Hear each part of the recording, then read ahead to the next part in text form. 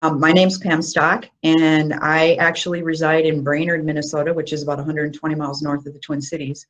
And I saw we had somebody from Grand Rapids. Yay, Grand Rapids, that's about 50 miles away. I was a special education teacher working with the low incidence population my entire career. I started out teaching in Iowa for a year.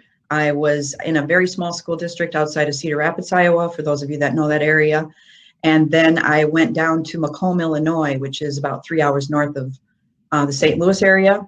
And I was a transition teacher working in actually an 18 to 21 program. And I was housed off campus. I was not at the high school, and I was in sort of like the old county rehabilitation centers, day program type of a thing. So I did that for a couple of years, and then I moved up to Brainerd, Minnesota. And I've been here ever since. I moved here in 1987.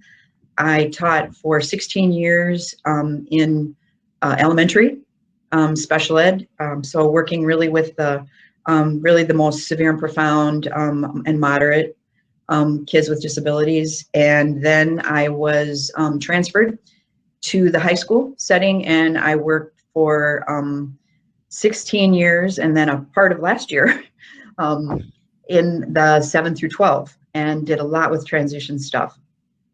I retired in November a year ago, and then my replacement, the day that the governor in Minnesota closed schools, she quit. And I was then hired back to do the distance learning. So I ended up doing that program back with my old kids, all from the computer. And I was also battling cancer in my eye at the time. And so I couldn't go into the building because of immune issues, immunity, basically. And ended up doing project discovery and a lot of transition stuff right from my computer, which I know many people are now fairly savvy at this point. When I retired, I knew that it was going to be with a comma. What I wanted to do was get out of the classroom after a tenure, 36 years, and really get in and start working with teachers more, helping folks out. And honestly, not being a full-time teacher, running a really big program and writing IEPs and just being exhausted all the time. And so I was fortunate enough to continue to work with Heidi, and she shared, I do trainings for project discovery. I also am a certified PACE trainer. I love both of those products, those curriculums, and I love getting into and sitting down with teachers and helping them problem solve. So it was exciting when Heidi and I had an opportunity to come here today. So with that, I'm just gonna go on. Well, and then there's one more person, and I'm gonna show you right here. This third person, Cheryl Hubbard George. Cheryl is as it says, she's a director in Lake City, South Carolina. We connected with her through Project Discovery, and she is pretty amazing. She has a lot of great resources. Through this presentation at the end, there are some resources, articles that are very new articles that were used for a lot of the research that was involved in this presentation. And Cheryl was really a person that brought that kind of information to the table for us. So she's a great resource. She could not be here, but she gave us her blessing to share. If anybody ever wants to go on to her districts, it's called District 3 in South Carolina. She's got some great transition stuff going on in that district. So kudos to Cheryl for really helping us out on this as well. I love to collaborate with folks. Yeah, and just, Pam, you should mention there is a link at the top of that last slide that shows her original PowerPoint and her original presentation that kind of caught your eye, right, Pam? Yep. Yeah, actually, and that's through Education Associates. They do a thing called Wednesday webinars, and I had participated in a Wednesday webinar back in August with Joyce Whitby, who is hired with Education Associates to do monthly sort of topics, and Cheryl was their November topic. And she's a very dynamic person, and I was really drawn to what she had to say. And so she is a big collaborator in what we've got going on here today, for sure. Anything else you want to add to that, Heidi? No. Okay, sounds good. All right. So one of the things that through the research that Cheryl really helped guide us on is questions that you really need to ask yourselves when you want to take a look at a good transition program. And honestly, doing basically like a needs assessment is really important, which I so often think doesn't happen. I think school districts tend to just be in sort of a kind of a reactive mode, and they don't really take a look at the foundation of what's going on in a school district and in a community to really build a solid program. And so there's just a lot of reaction, you know, we're going to do this and then we're going to pull this and then, oh, we've got this, let's do that. And never really take a look at what are really the needs and what are the barriers and that kind of thing. So that's what I really loved about what Cheryl had to say. And here's the first thing. Are we meeting post-secondary needs of all students, not just students with disabilities, but really, you know, take a look at, and, you know, form a group of people to take a look at this, is what are we doing to meet the needs of post-secondary needs of all students in our school district? That's huge. I'm pretty sure that in the district that I was in for a long time, I honestly don't think that got looked at for probably my first 5 years when I was in that building, until we started kind of special ed, started having a little bit more dialogue with general ed. And then we got administrators drawn into it. So very important question. And what are the current trends, reasons why are kids dropping out of school? That's huge. And I think that is so multifaceted, because you've got basically you've got pull factors, you've got push factors, you've got suspensions, school consequences, you've got attendance issues, you've got discipline issues that might be reasons why kids are dropping out. You know, you've got pulling factors, you've got disengagement, family obligations. Maybe one of the students is in charge of the chores and they have to be home at a certain time, or they're in charge of taking care of their siblings, or whatever it is. There's a multitude of reasons why kids are often disengaged. Maybe they're the one that pays the bills, who knows? Sadly, there's way too many stories out there that are definitely heartbreaking stories on top of it about why kids are disengaged. So really paying attention to what's going on in your community and why kids aren't sticking around. And then what about kids with disabilities in your career and technical ed courses? To what extent are these kids able to access those courses, and not just access the courses, but really complete those courses, not get into them and then partway through, you know, withdraw, and then also not just who's finishing or who's completing, but are these resource room students that are going into these programs? Or are these kids that are maybe more like a self-contained or a setting 3 student that are going into these programs? Is it a combination? And just really getting good data about what's happening in your high school setting or in your school district in regard to how kids are accessing these kinds of courses.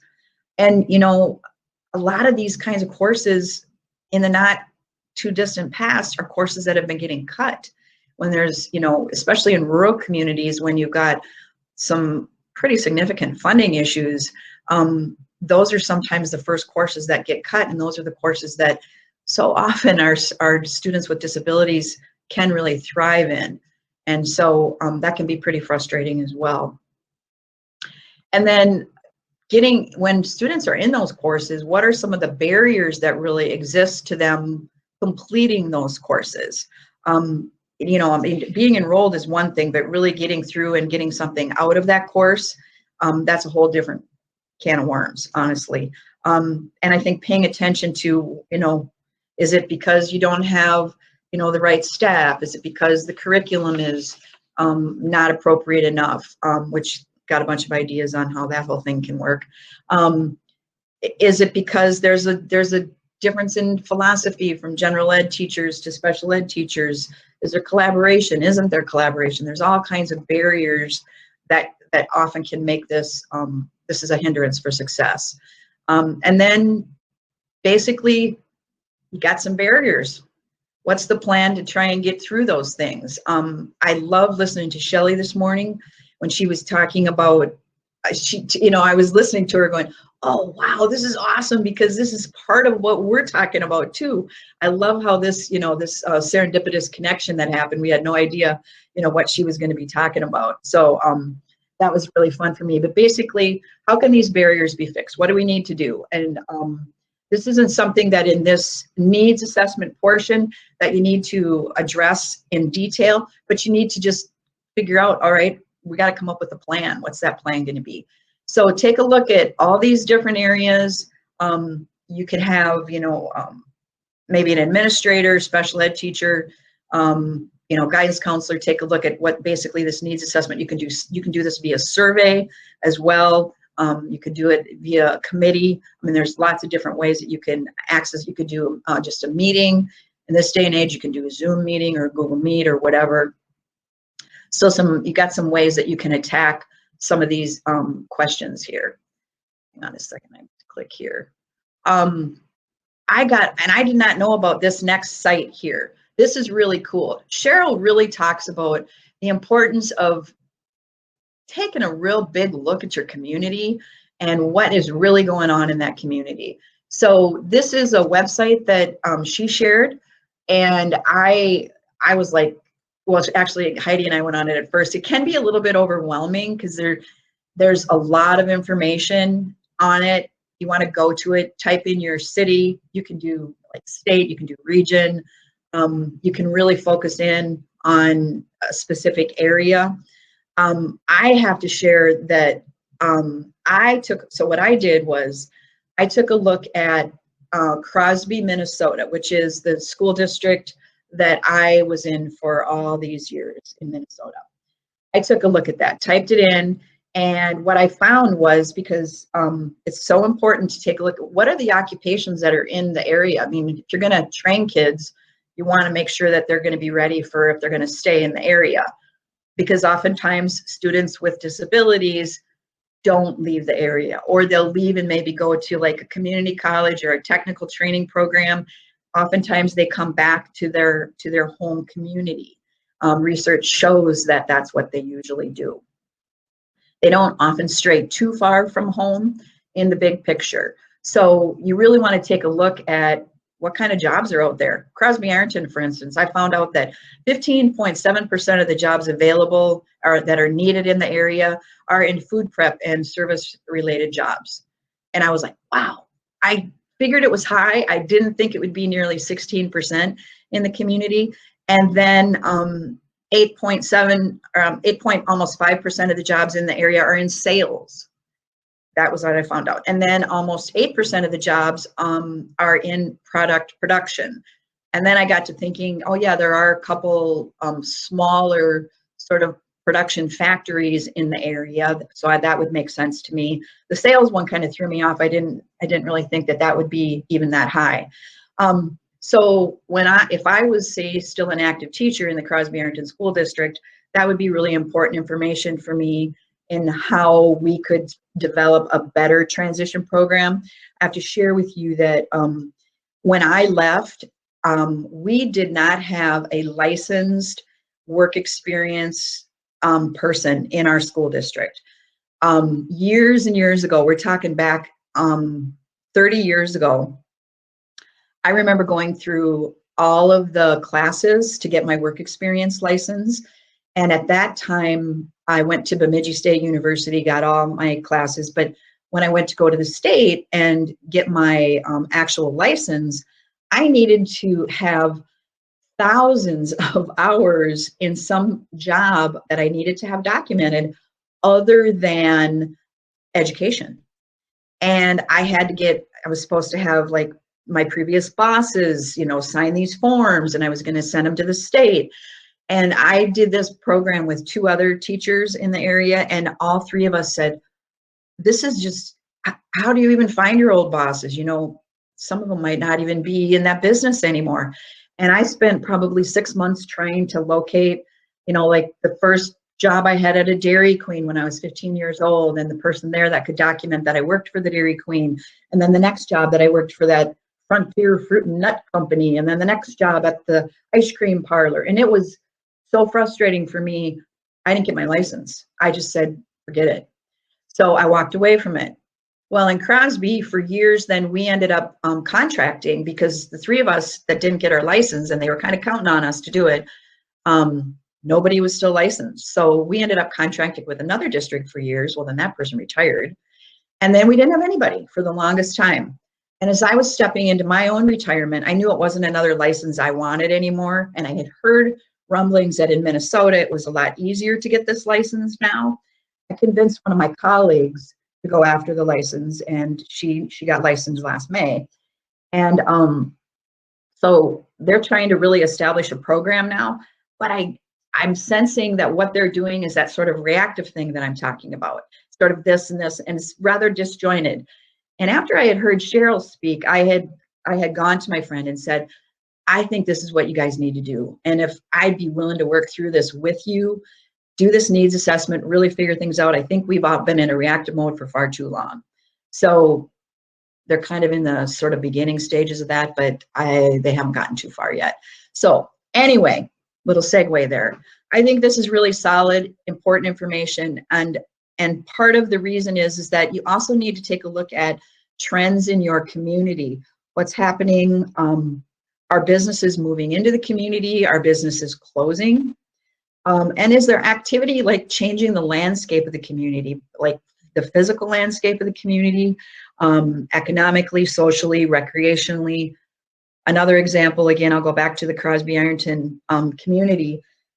Crosby was a community for decades that was part of the mining in northern Minnesota.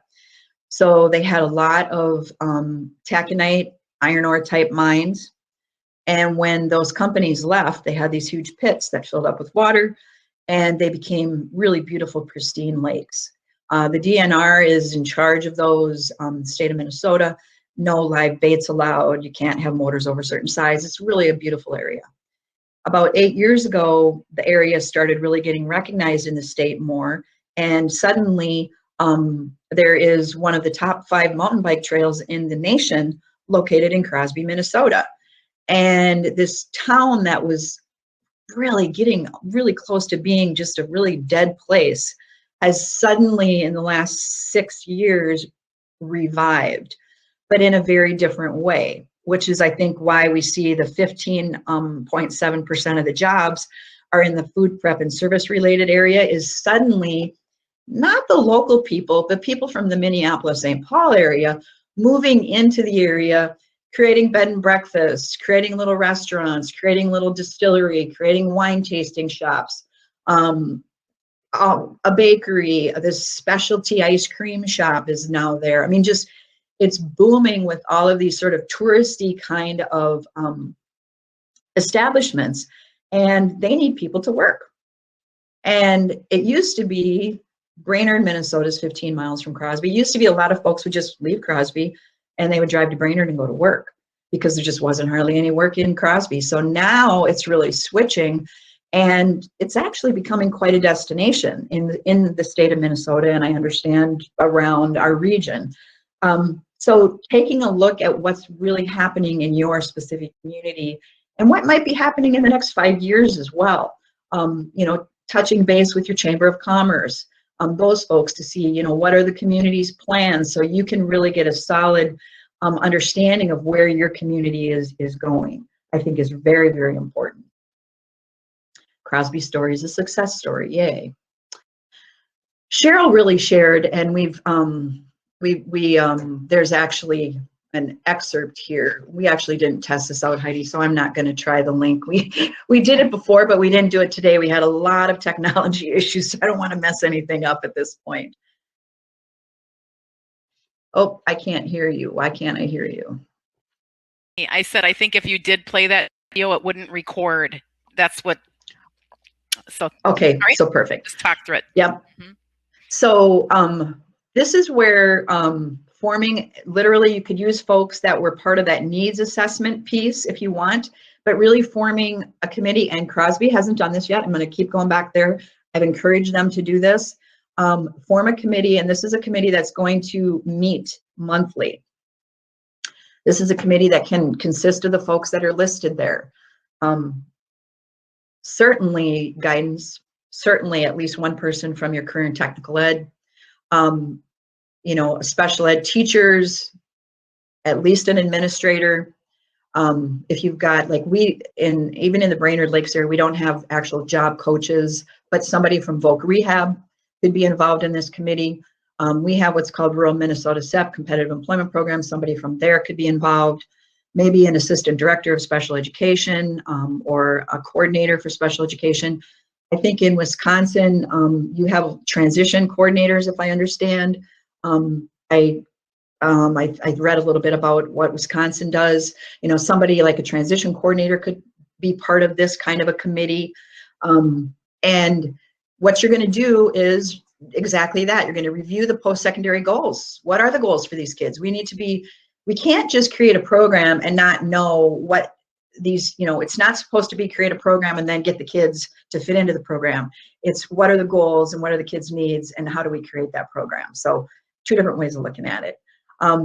But taking a look at what are the goals? What do we have planned? What do we want as a school district or as a school, and what do their IEPs say? And then also, what are the courses? What do you have in your high school already, or what are courses that maybe could get brought in? For instance, an example, I was just as I was retiring, found out that this great culinary arts program was getting put into the high school that I was leaving, and I was just really bummed that I wasn't going to be able to be part of that, because I was so excited as teachers, just all on board about getting students with disabilities engaged in that. So taking a look at what is the availability, and not necessarily right at the moment, but what's the plan for the following year? Because when I was in my last year, I didn't know that they were actually looking at this line of courses for this career and technical ed branch. And so what's going to be coming down the pipe too, paying attention to that. Taking a look at students' transcripts and seeing how are they doing in those career and technical ed courses. Are they getting letter grades? Are they doing pass fails? Who's getting pass fails? Are some of those resource kids getting pass fails? And why are they not getting letter grades? What's going on there? Paying attention if there's a trend in regard to that as well. And then again, what are some barriers to any and all of this? I mean, that obviously we always want to be taking a look at these barriers. And like I talked about earlier, is creating a plan to address whatever these barriers are. And this is I think important piece, because we have to recognize that career and technical ed teachers oftentimes don't feel prepared to have students with disabilities if this has been something that they haven't really dabbled in much. Some school districts are awesome and they've got great collaborative things going on already. Some school districts have barely even touched the surface of this whole thing. And it always amazes me that there's such a wide span of differences still in the year 2021, but it can happen. Safety concerns, for instance, if there's a student that has some pretty specific behaviors that you feel like you have to have maybe a proactive behavior management intervention plan in place, paraprofessional support, what do we need to have everybody feel safe, all the teachers, all the students, and paraprofessionals as well. And then accommodations. Wow.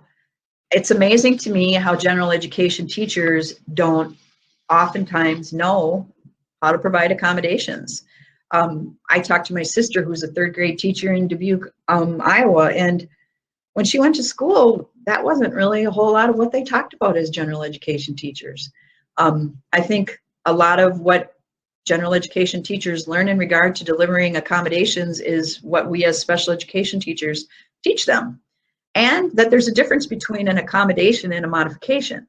What does an accommodation mean? It means, well, we don't change the curriculum, but we offer these little things to make it easier to access the curriculum that's intact. Modifications are different. Modifications mean we change the curriculum.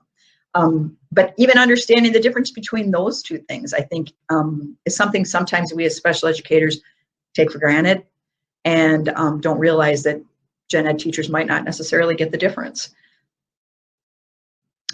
And then taking a look, oh gosh, the master schedule issues. Oh my Lord, that's a Pandora's box, at least in my experience. Especially when you throw in, if you've got, you've got students that need to get some, resource time for their reading, and or written language, math skills, and then you maybe throw in, you think that you need to do transition skills in a pull-out program, when in reality you can do it through the CTE courses. But then you've got maybe somebody who still gets adaptive physical education, or, like Shelley's talking about, got these speech language needs, and then you're trying to create, opportunities for the kids to access everything, basically everything, and provide everything. Sometimes I think looking outside the box a little bit, and how can we not necessarily do a pullout, but how can we address those IEP needs within the confines of like this master schedule? Because it makes me sad when I think I can't put a student into, say, like the construction class because, well, they've got this adaptive phy-ed and these times conflict. Well, let's look outside the box and see if we can do something a little different. Maybe they only are going in the construction class 3 days a week instead of 5, and we change the IEP so that they're in adaptive phy-ed 2 days a week for that semester instead of 5, whatever. I think thinking outside the box is really important for the success of these programs. And always remember, we want to make sure that improving student outcomes is our biggest goal. And the way that we do that is by being strong leaders in whatever it is that we've got going on, and advocating for those kids and those programs. Going back to what we talked about earlier with the push and the pull factors, that's another thing to pay attention to. CTE instructors, at least in my experience, oftentimes they get the kids who are the kids that are often disengaged, whether it's a pull factor or a push factor, whether it's school related or environment outside of the school related, and how do you address those issues for them as well. Okay. Here, this is the fun stuff for Heidi and I, actually. So one of the things that Cheryl did in her district, in their transition program, is they really did what they call the simulated career discovery lab. That's what they called it. What they're using is a PAYS lab.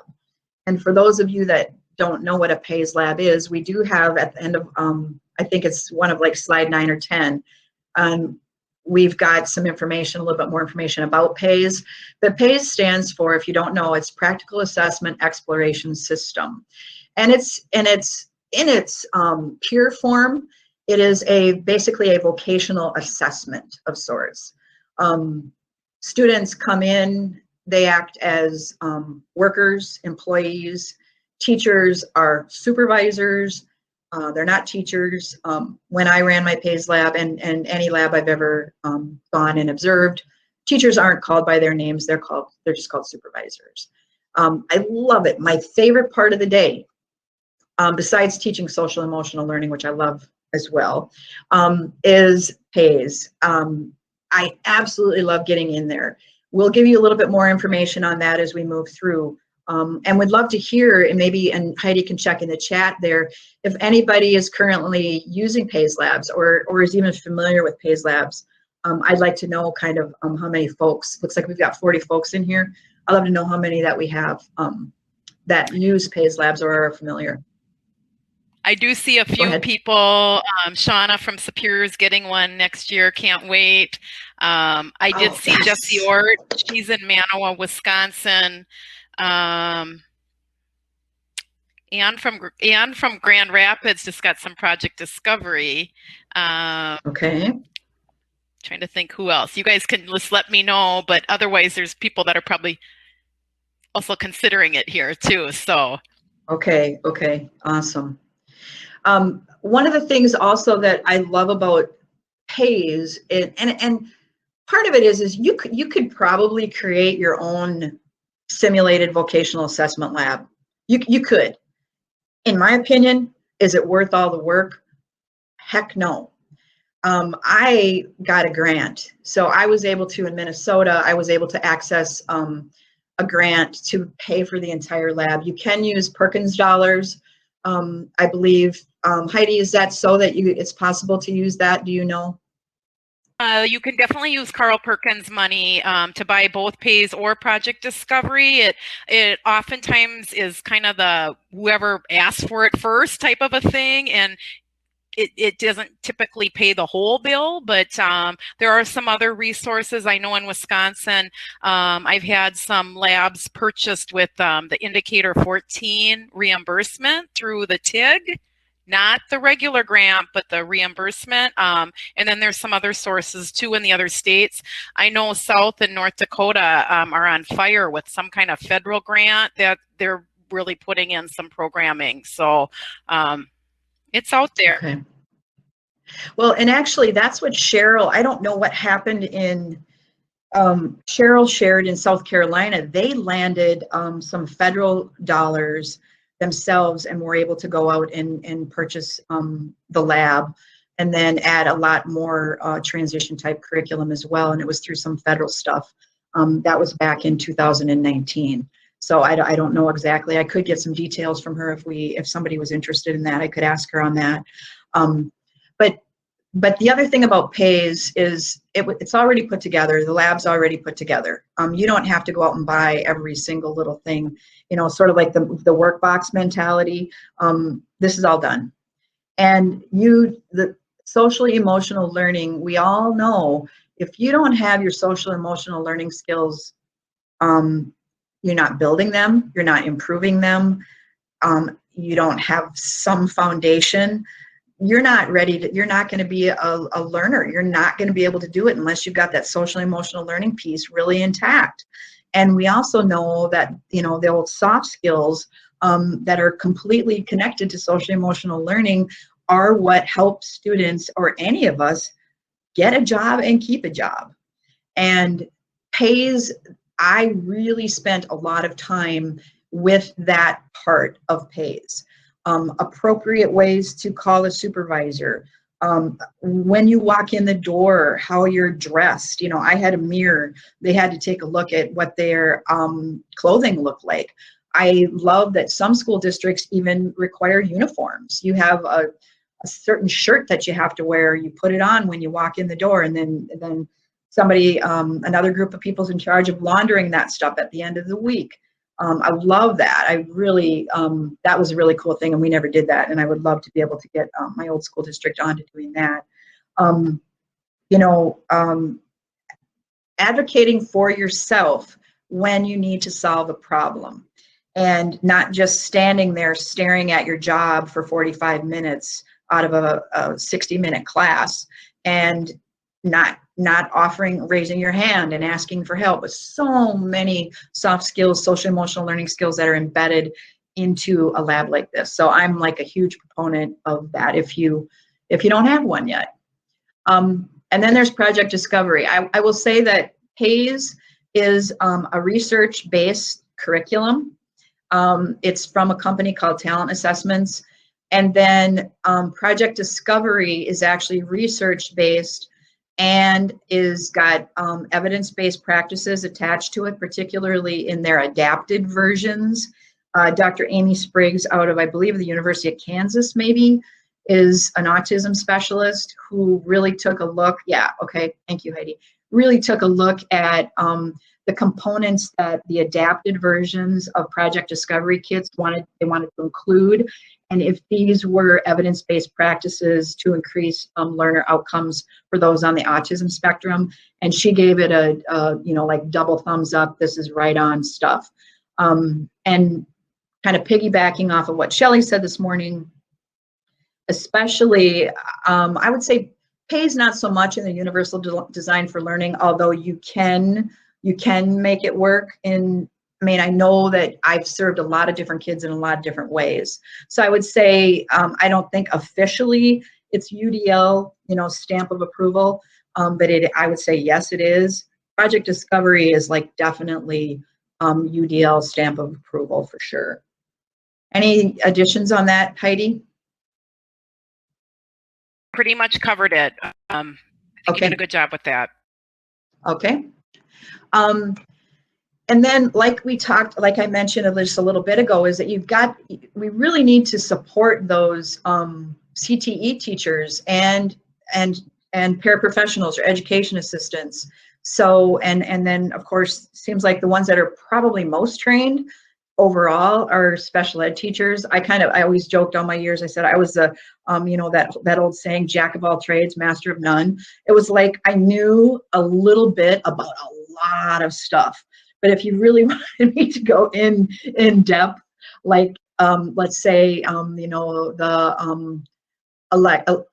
electrician, or what is it, like electrician 1 course in a CTE course, I would know a little bit about how to accommodate and maybe modify, but when I got really into the details and the nuances, it wasn't until I got a PAYS lab till I learned some of that stuff, actually, to be honest with you.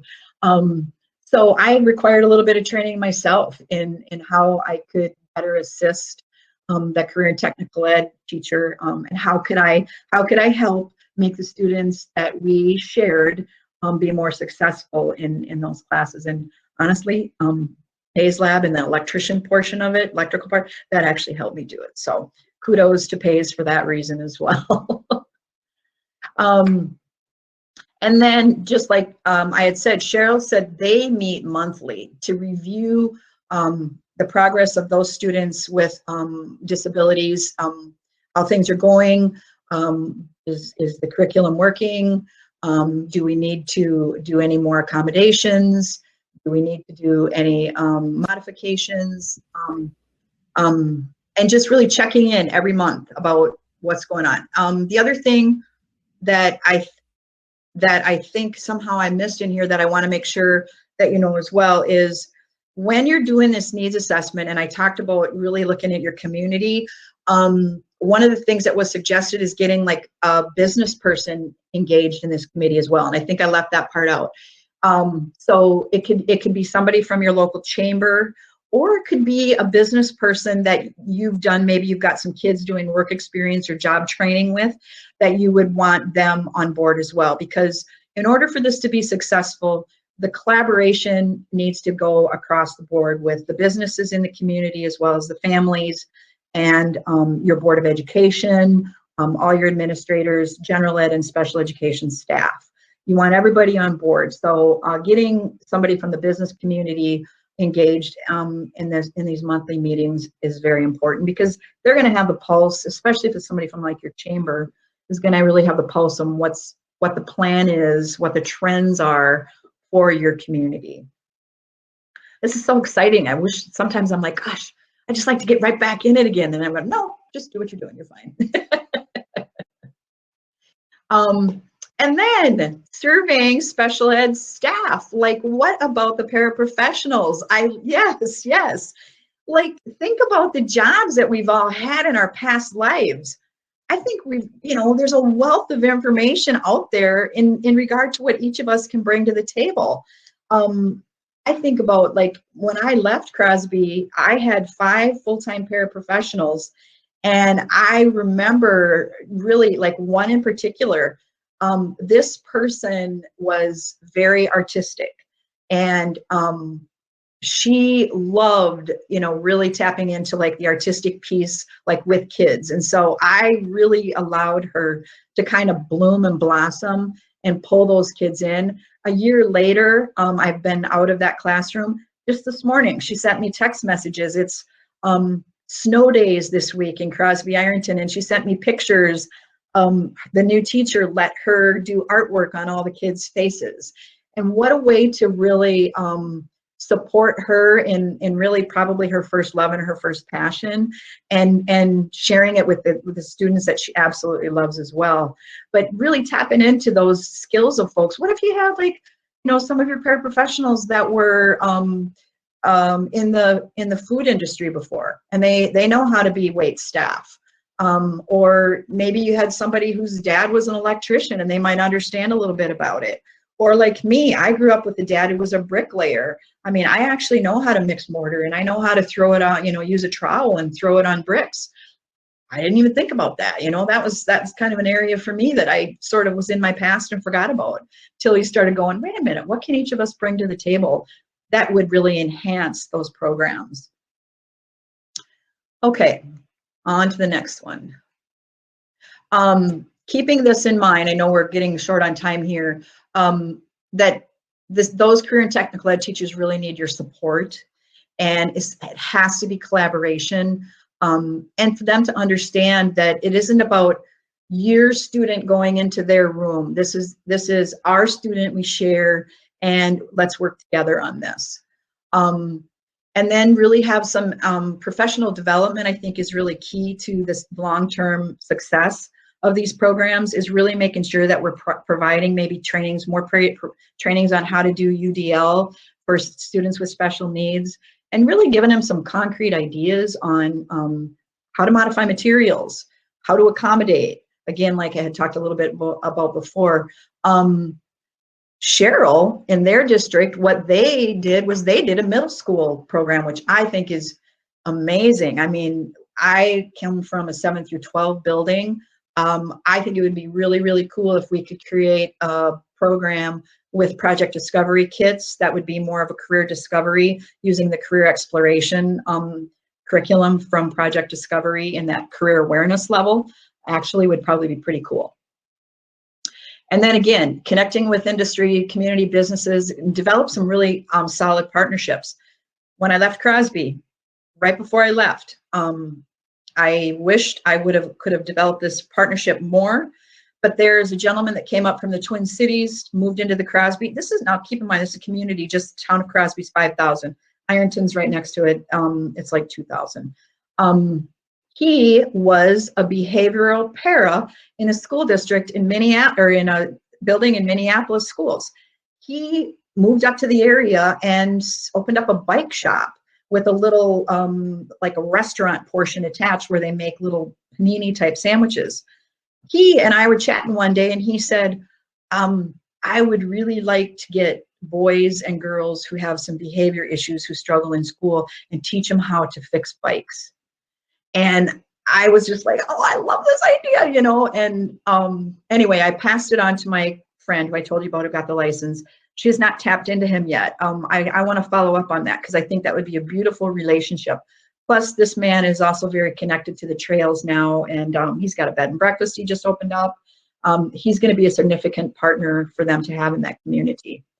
And then, of course, mentoring. I mean, we all know the benefits of really strong mentors. For every one of us. Every one of us can benefit from having mentors in our worlds. Soft skills, oh my goodness.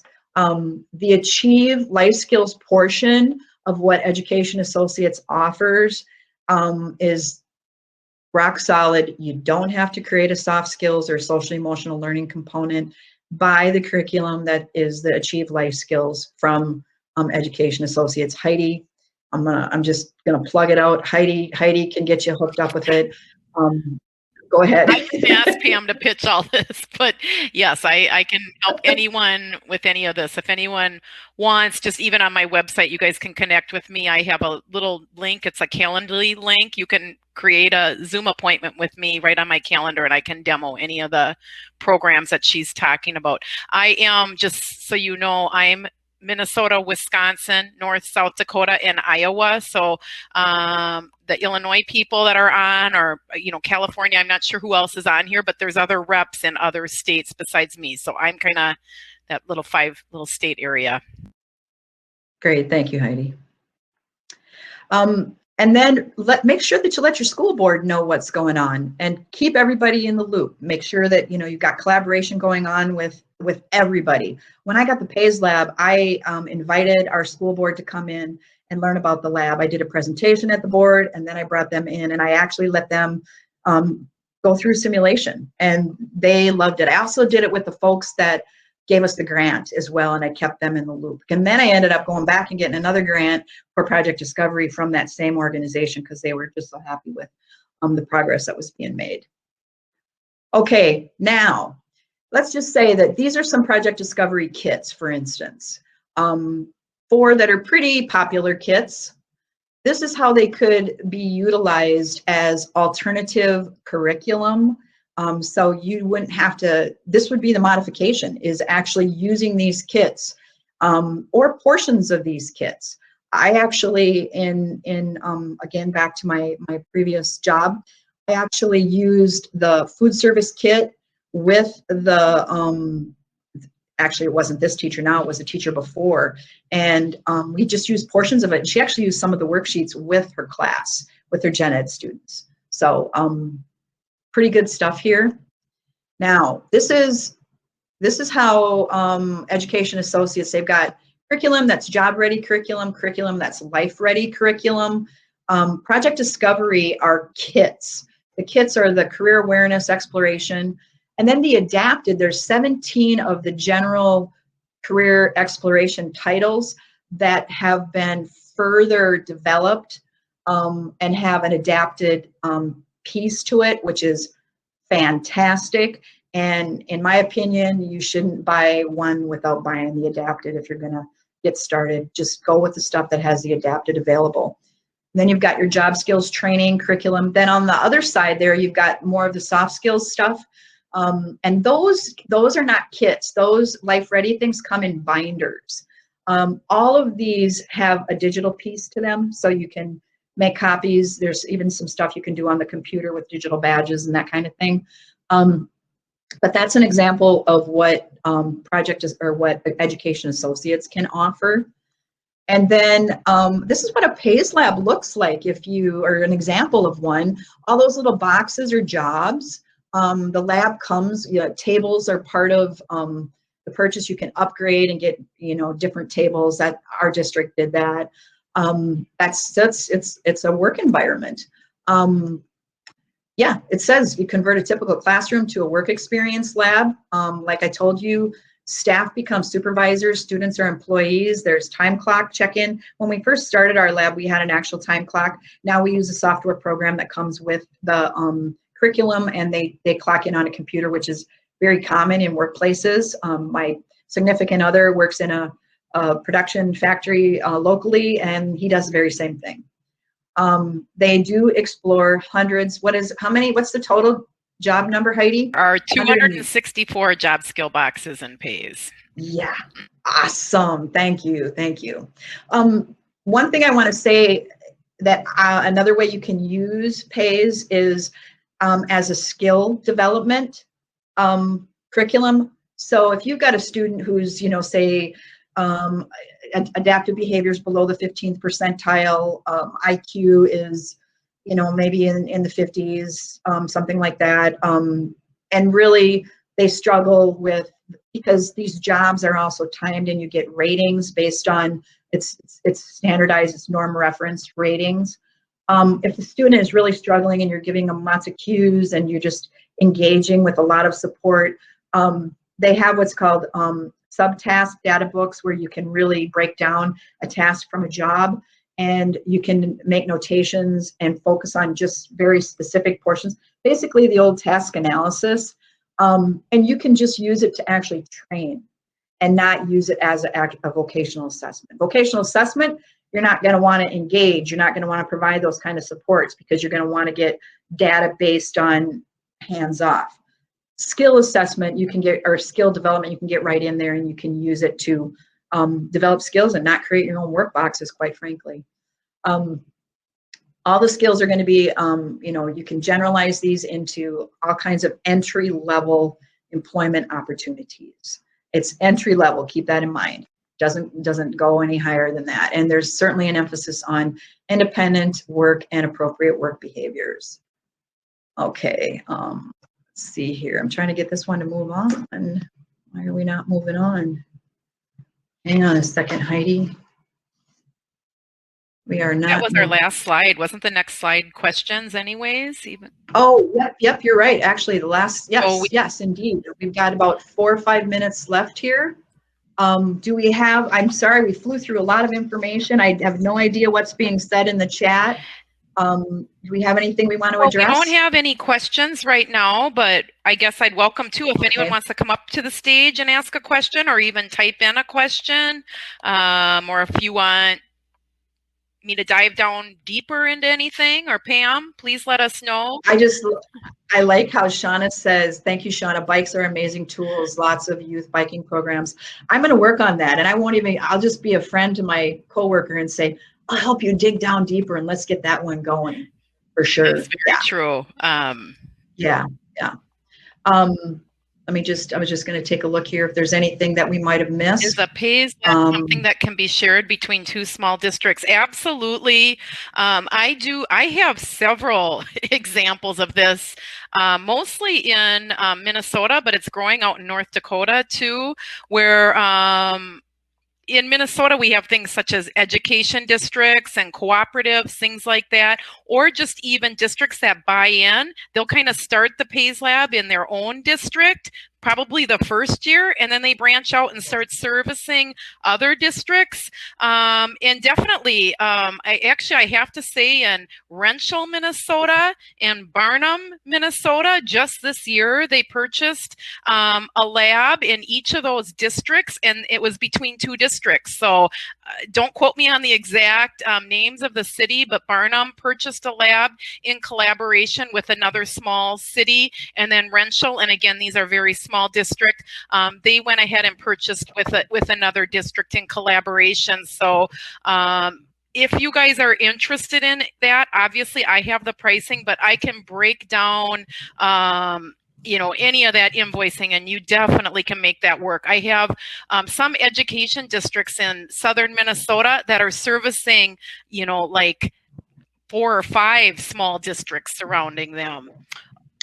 Well, and I can think of, for instance, Detroit Lakes, Minnesota, which is in like northern west Minnesota towards the Fargo-Moorhead area. They are going to be getting a lab, but they're actually not going to have it in their high school. They are renting space in an old mall area in the downtown, and that's where they're going to put their PAYS Lab and their Project Discovery stuff, which is very exciting for them. And so let's just say they've got a bunch of smaller districts in the area. I could see them creating cooperative program where kids would be bused. I mean, the problem with that is that it involves a little bit of time and travel.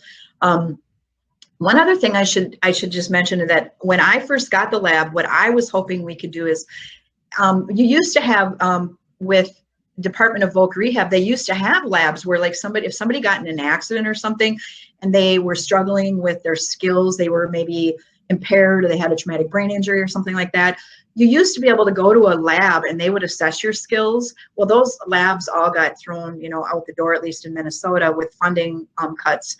And I had suggested at some point that even the local hospital be interested in using the lab if they wanted to do any kind of skill assessment of, somebody with traumatic brain injury. I had talked to the county. Again, this was near the end of my career.